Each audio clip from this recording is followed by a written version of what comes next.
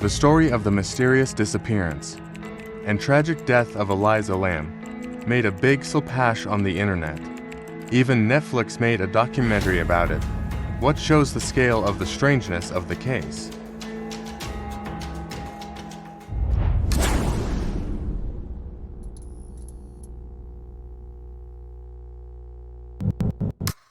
Journalists are very fond of lending mysticism to this story. The dishonest and incorrect closure of this case by the police only helps the media in this. But if you carefully analyze all the details of this story, you can see many logical explanations. So, let's get down to it. Elisa Lam was 21 years old. She was born in China. Elisa's family included a father, mother, and sister. In 2003, they all immigrated from China to Canada, to the city of Vancouver. Vancouver has a large Chinese diaspora, so it was not difficult for Elisa's family to adapt to the new city. The Lam family soon rented a small Chinese restaurant. They had a calm and stable life, according to regular customers and neighbors of the restaurant. The Lam family members were very kind and open people. Elisa Lam's life was going pretty well.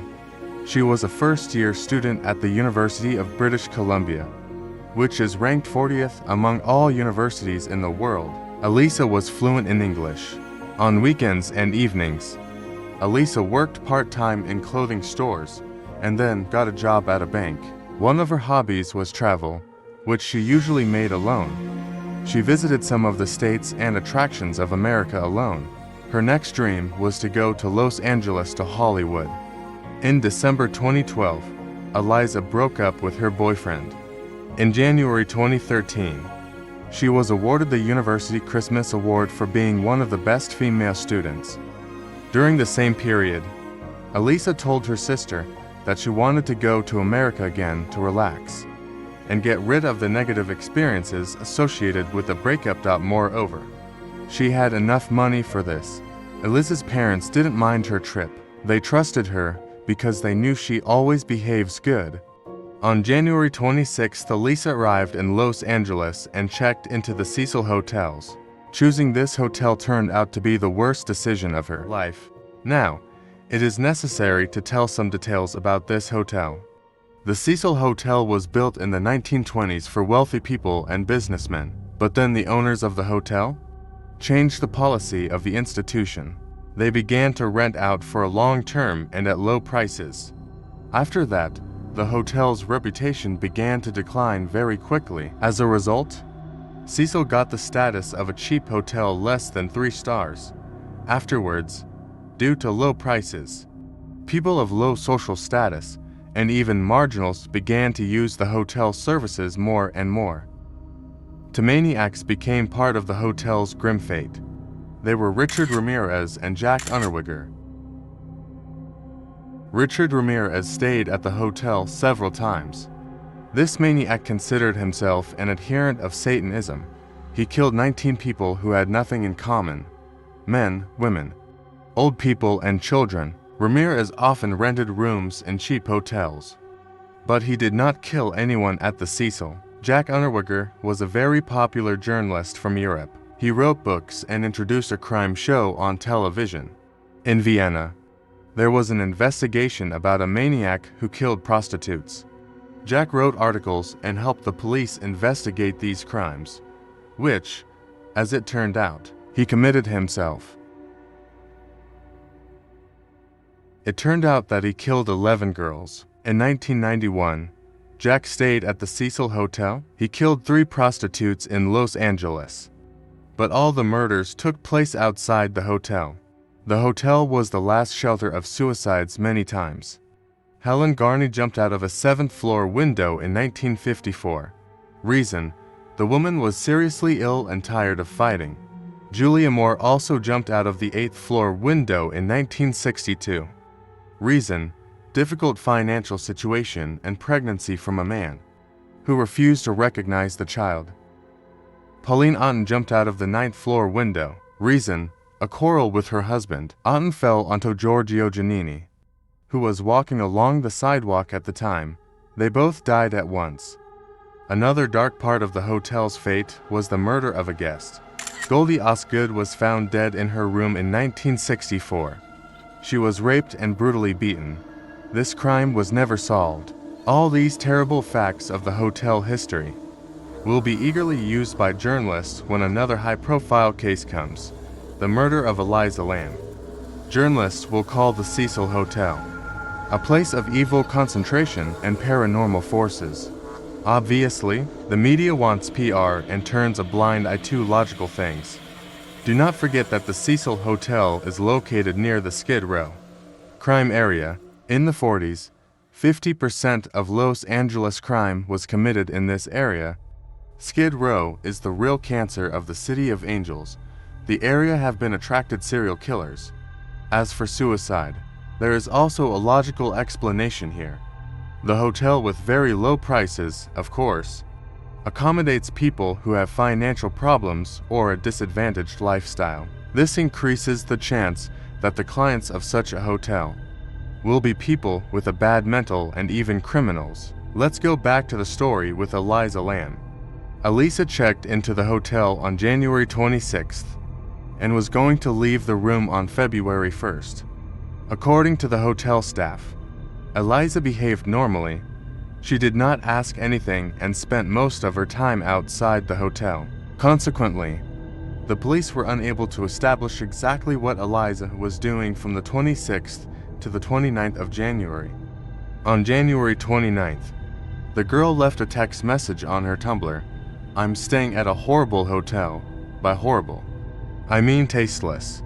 But it was built in 1928. This is Art Deco. And so yes, the hotel is great. I think Baz Luhrmann should have shot The Great Gatsby here. What Elisa did on January 30th is unknown. On January 31st, staff saw her in the lobby. She talked to her parents. Then at about 12 noon she went to the bookstore.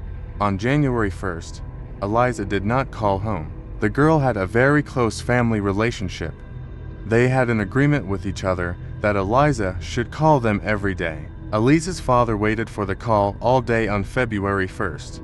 In the evening he called her himself, but there was no answer.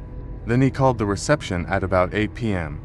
The receptionist said that the stay at the hotel expired today, and since there was no extension, the staff vacated the room and put Elisa's belongings in the locker. The administrator did not know where Elisa was. After that, the Lam family immediately went to the police. The police officer immediately made a statement about the girl's disappearance. On February 4th, from the Los Angeles Missing Persons Department, the case almost immediately moved to the Department of Serious Crimes Against the Person. The reason for this action is unknown, because there was no information about Elisa's murder yet.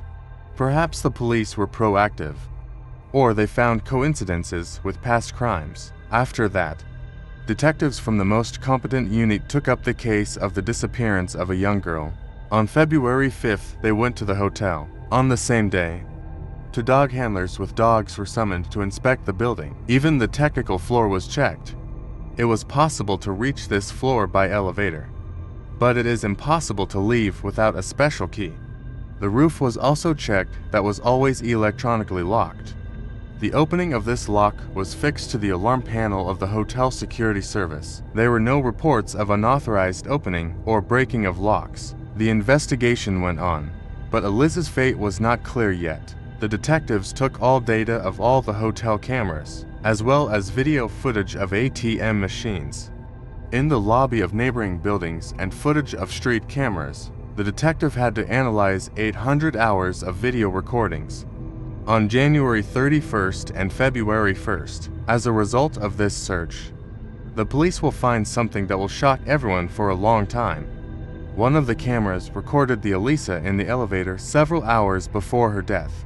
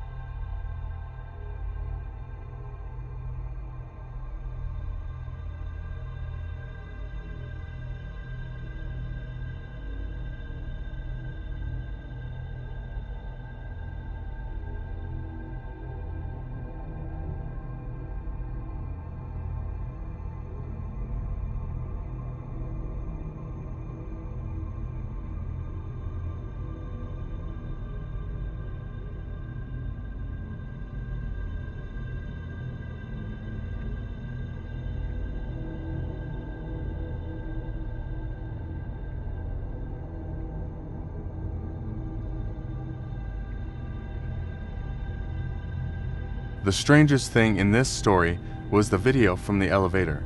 Some detectives claimed there was nothing paranormal on the camera footage. It is rumored that the police changed the data in order to be able to verify the witnesses' statements. That is, the video on the internet is not original.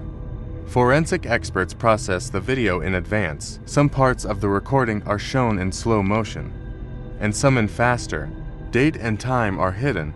Some parts of the video were deleted, perhaps because there was someone next to Elisa in the last hours of her life and he got on the video. In the interests of the investigation, this part could have been cut out. Many detectives believe that in this video, Elisa is flirting with someone who is out of camera view. Perhaps it was her new lover, and later a killer. Elisa Lam was not captured by other cameras, even her way out of the hotel. Consequently, the girl remained somewhere inside the hotel. According to information received from Canada, it became known that Elisa was diagnosed with bipolar disorder, but Elisa's disease was very mild and did not pose a threat either to the people around her or to the girl herself. Moreover, Elisa took the pills for the trip. On February 19th, a key event happened in the history of the investigation into the disappearance of Elisa Lam. The night before and on the morning of February 19th, several hotel guests reported an unpleasant smell and a strange color of the water. The Cecil Hotel had a personal water tower on the roof. These were for tanks of 7,500 liters each. They are needed to maintain hydraulic pressure in the event of a water interruption. The plumber decided to start checking the water quality with them. Inside a tank half filled with water, a plumber discovered a floating body. This happened at 10 a.m. At lunchtime, groups of firefighters and policemen have already arrived to the hotel to retrieve the body from the water. The operation was broadcast live on Los Angeles News. At 15:45, the dead body was pulled out of the tank. The deceased person was identified at 16 o'clock. It was Elisa Lam. No one doubted this. This evening, all U.S. residents learned of this incident. In addition to the swollen female body, several other things floated in the tank. Men's shorts, a green t-shirt, a set of black lace underwear, a pair of black sandals, a red jacket with a hood, a wristwatch, and a Cecil Hotel key card. It was surprised by the lack of important things: a wallet, a phone, glasses. These things were never found either in Elisa's room or next to her body. The examination of the corpse by the forensic scientist brought very intriguing results. From intravital bodily injuries it was identified, to skin defects under the knees of both legs, abrasions to 0.5 centimeters on the right leg and 1 centimeter on the left leg. It is revealed that Elisa had intercourse shortly before her death. Experts say Elisa's death was not due to drowning. On the inner side of the eyelid in the sclera, experts found punctate hemorrhages. This is a sign of mechanical blockage of air in the lungs. The nasal passages were not blocked, which meant that after the removal of the corpse from the water, there was no copious release of foamy fluid from the lungs. Foaming would be a sign of drowning, but there was no water in Elisa's lungs, what means there was no reflex inhalation underwater. That is, the girl got into the tank without breathing, or with weak and shallow breathing, but the police announced the death of Elisa Lam by drowning, although this was not true. Also, the police took the medicines that Elisa had taken and made an examination. A small amount of the medicines were found in the girl's liver, but this was not the cause of death. In addition, the analysis showed that no alcohol or drugs were found in the girl's blood. This means that Elisa was sober before she died. On June 21st, Los Angeles police closed Elisa's case. They concluded that the cause of the girl's death was an exacerbation of her bipolar disorder. Law enforcement authorities chose the easiest path, blaming the victim herself for what had happened. This conclusion has caused many dark rumors in society. Both ordinary people and journalists saw mysticism in this incident. But is it all mysterious about this story? Or there are some logical explanation? All the answers are in the next video.